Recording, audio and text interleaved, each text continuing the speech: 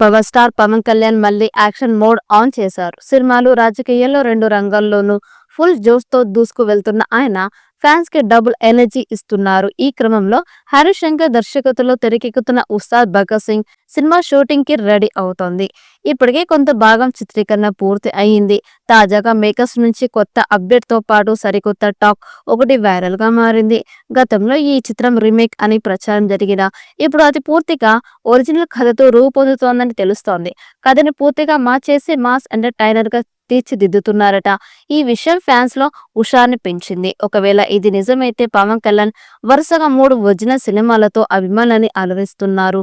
ఈ సినిమాలో మరోసారి పవర్ఫుల్ పోలీస్ పాత్రలో పవన్ కళ్యాణ్ నటిస్తూ ఉన్నారు.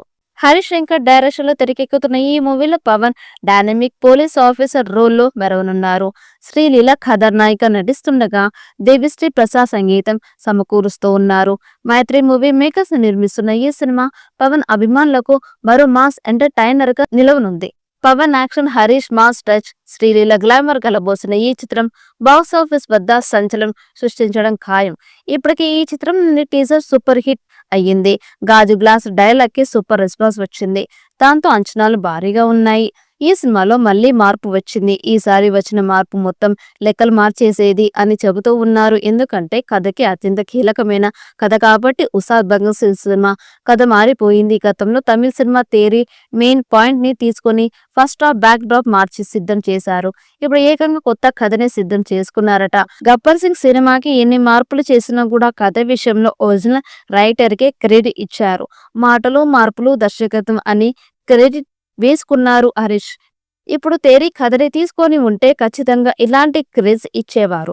అలా కాకుండా కథ అని రాసుకున్నారు అంటే కొత్త కథనే తీసుకున్నారు అని చెప్పాలి.